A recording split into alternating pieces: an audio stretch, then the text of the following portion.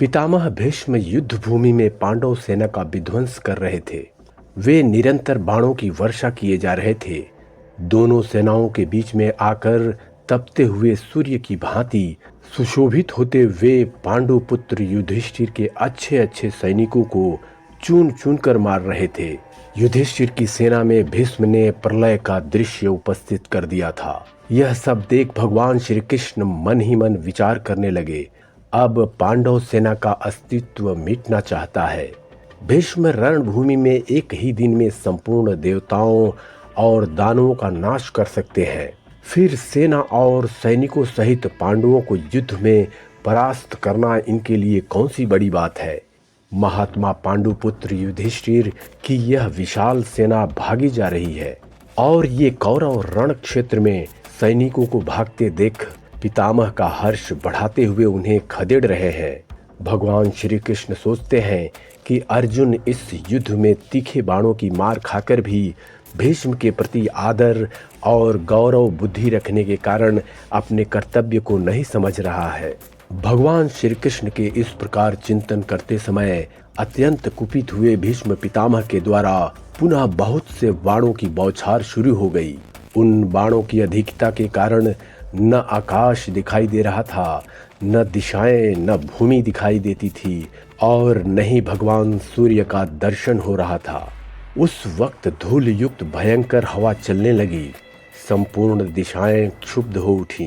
तब द्रोण, विकर्ण, जयद्रथ, भूरिश्रवा, कृतवर्मा, कृपाचार्य, श्रुतायु तथा अन्य रणवीर भीष्म की आज्ञा के अनुसार चलते हुए तुरंत ही अर्जुन का सामना करने के लिए निकट चले आए।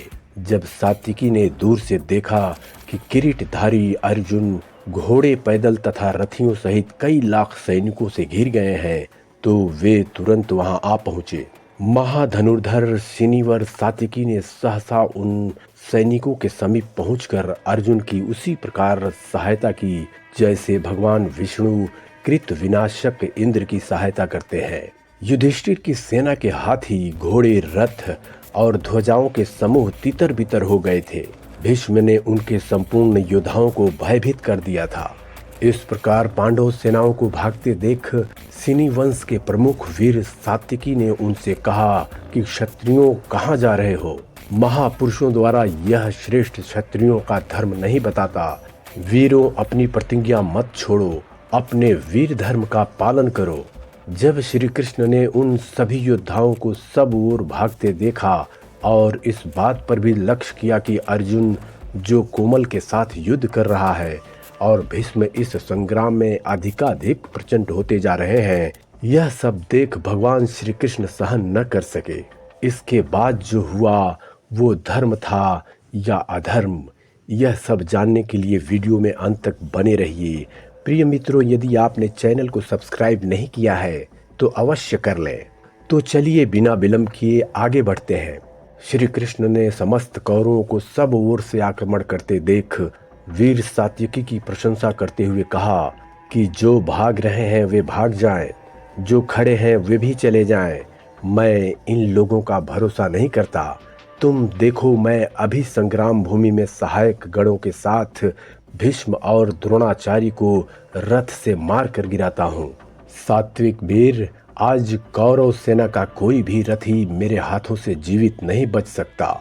मैं अपना भयंकर चक्र लेकर महान व्रतधारी भीष्म के प्राण हर लूंगा। सात्यकी, भीष्म और द्रोण, इन दोनों महारथियों को युद्ध में मारकर मैं अर्जुन और राजा युधिष्ठिर, भीमसेन तथा नकुल सहदेव को सदमा से मुक्त करूंगा। ऐसा कहकर भगवान श्री कृष्ण ने अपने पुरातन एवं तीक्ष्ण आयुध सुदर्शन चक्र का स्मरण किया। उनके चिंतन करने मात्र से ही वह स्वयं उनके हाथों के अग्रभाग में प्रस्तुत हो गया। उसका प्रकाश सूर्य के समान और प्रभाव वज्र के तुल्य था। श्री कृष्ण घोड़े की लगाम छोड़कर हाथ में उस चक्र को घुमाते हुए रथ से कूद पड़े और जिस प्रकार सिंह घमंड वाले मदांध गजराज को मार डालने की इच्छा से झपटता है, ठीक उसी प्रकार वे भी अपने पैरों को धनक से पृथ्वी को कपाते हुए युद्ध स्थल में भीष्म की ओर बड़े वेग से दौड़े। वे उन सेना के मध्य भाग में कुपित होकर जिस समय भीष्म की ओर झपटे, उस समय हवा के वेग से फहराता हुआ पीताम्बर छोर ऐसी शोभा दे रहा था मानो आकाश में चमकती बिजली से काला बादल सुशोभित हो रहा हो। सुदर्शन चक्र कमल के समान शोभा पा रहा था। श्री कृष्ण कुपित हो हाथ में चक्र उठाए बड़े जोर से गरज रहे थे।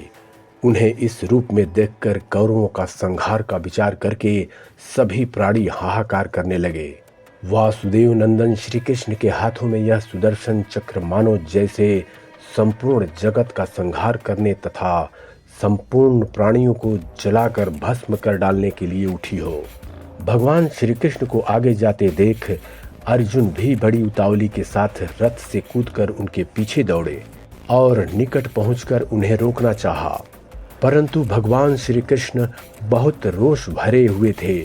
वे अर्जुन के पकड़ने पर भी रुक न सके। जैसे आंधी किसी वृक्ष को खींचे लिए चली जा रही हो, उसी प्रकार वे अर्जुन को लिए बड़े वेग से आगे बढ़ने लगे। इस प्रकार अपनी ओर आते देख भीष्म पितामह भगवान श्री कृष्ण का आवाहन करते हुए बोले, तुम्हारा स्वागत है वासुदेव, स्वागत है। मुझे मुक्ति दिलाने के लिए स्वयं तुमने अपनी प्रतिज्ञा तोड़ दी। स्वयं तुमने मुझे मारने के लिए तीनों लोकों में मेरा गौरव बढ़ा दिया है। देखो, मैंने अपना धनुष भी रख दिया और बाण भी रख दिया। युद्ध स्थल में तुम्हारे द्वारा मारे जाने से मेरा तीनों लोकों में कल्याण होगा। सुदर्शन चक्र को अपना दूत बनाकर मेरे मुक्ति का संदेश भेजो। भीष्म पितामह के इतना कहते देख अर्जुन श्री कृष्ण के पैर पकड़कर माफी मांगते हुए कहते हैं, केशव, मुझे क्षमा कर दीजिए। हे गिरधर गोपाल, आप वचनबद्ध हैं कि आप इस युद्ध में शस्त्र नहीं उठाएंगे। यदि आपने शस्त्र उठा लिया तो आपका ये मित्र, आपका ये सखा, आपका ये भक्त इतिहास को मुंह दिखाने योग्य नहीं रहेगा। हे कृपालु, मुझे इस कलंक से बचा लीजिए। मैं वचन देता हूँ कि मेरे बाण अब किसी को प्रणाम नहीं करेंगे।